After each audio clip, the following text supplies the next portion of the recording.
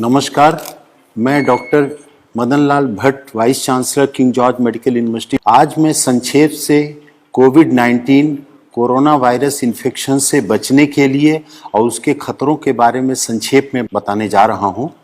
सबसे पहले मैं ये बताना चाहूँगा कि विश्व में 98% कोरोना वायरस के मरीज माइल्ड नेचर के हैं, केवल 2% मरीज गंभीर हैं। इन 98% मरीजों को अगर केवल अपने स्वास्थ्य का ध्यान रखें, आराम करें और किसी तरीके की कोई स्ट्रेस या टेंशन न लें तो ऐसे मरीज स्वतः ठीक हो सकते हैं। केवल 2% ऐसे मरीज हैं जो गंभीर स्थिति में हैं और उनकी खतरे के लिए उनके साथ ज़्यादा उम्र का होना, 65-70 साल से ज़्यादा की उम्र, डायबिटीज़, ब्लड प्रेशर, किडनी या कैंसर जैसी किसी बीमारी से ग्रसित होना या शरीर की रोग प्रतिरोधक क्षमता किसी अन्य कारण से कम हो जाने के कारण उनको खतरा है। वास्तव खतरा तो 1% से कम है, क्योंकि कम्युनिटी स्प्रेड जो विश्व में हो गया है इस समय, जो सर्विलांस सोसाइटी में हो रहा है कम्युनिटी में, उससे ये देखा जा रहा है कि हजारों हजार मरीज ऐसे हैं और भारतवर्ष में 60 से 70% ऐसे मरीज हैं जो एसिम्टोमेटिक हैं। अगर उन एसिम्टोमेटिक मरीजों को देखा जाए तो भारत में भी मृत्यु दर 1% से कम है। वास्तव में मृत्यु दर तो 3% है जिन मरीजों को देखा गया है, लेकिन वास्तविकता ये है कि अगर सोसाइटी का पूरा सर्वे किया जाए तो 1% से कम मृत्यु दर निकल के आएगी। ऐसी स्थिति में बचने के लिए जो सामान्य उपाय हैं मैं उनको संक्षेप में बता रहा हूं, जिसको कोई भी व्यक्ति अपने जीवन में स्वस्थ व्यक्ति उपाय के माध्यम से बच सकता है। और कोई व्यक्ति अगर संक्रमित हो गया कोरोना वायरस से तो भी उससे ठीक होने की संभावना बहुत ही ज्यादा रहेगी। पहली तो बात यह है कि व्यक्ति को स्वस्थ जीवन शैली का पालन करना चाहिए। स्वस्थ जीवन शैली में 6 से 8 घंटे की अच्छी नींद लेना आवश्यक है। इस नींद के घंटे में रात को 10 बजे से प्रातः 4 बजे का समय अवश्य इंक्लूडेड होना चाहिए। दूसरा आवश्यक है कि व्यक्ति को पर्याप्त मात्रा में पानी पीना चाहिए। पर्याप्त पानी में 3 से 4 लीटर या 5 लीटर तक गर्मी में धूप में निकलने वाले व्यक्ति को, और इस गर्मी के बावजूद भी गुनगुना पानी लेना स्वास्थ्य के लिए ज़्यादा हितकारक है। तीसरा जो अति आवश्यक विषय है कि सुपाच्य पौष्टिक भोजन लेने की आवश्यकता है समय समय से, और फलों और सब्जियों का बहुतायत में प्रयोग करने की आवश्यकता है। इस समय पे fast food, junk food, cold drinks, ice cream, इन सब से बिल्कुल बचने की आवश्यकता है। स्मोकिंग से बिल्कुल बचने की आवश्यकता है। और कुछ ऐसी औषधियां हैं जो पूरा विश्व जिनकी गुणवत्ता को मानते हुए प्रयोग कर रहा है, वो भारत के आयुर्वेद में भी प्रचलित हैं, उनका भी प्रयोग करने की आवश्यकता है बचने के लिए और इलाज की दृष्टि से भी। इसमें सबसे आवश्यक है जो सिट्रस फ्रूट्स हैं, नींबू, संतरा, मौसमी, उनका सेवन करना।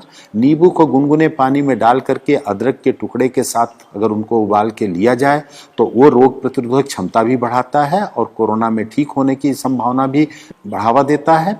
उसके साथ गिलोय रोग प्रतिरोधक क्षमता बढ़ाती है। गिलोय का काढ़ा लेना या अदरक, काली मिर्च का काढ़ा लेना तुलसी के पत्ते के साथ उबाल करके सुबह शाम लेना भी इसमें हितकर है। दिन भर गर्म पेय पदार्थ लेते रहना, जैसे हर्बल टी है या ग्रीन चाय का प्रयोग करना भी इसमें स्वास्थ्य के लिए हितकर है।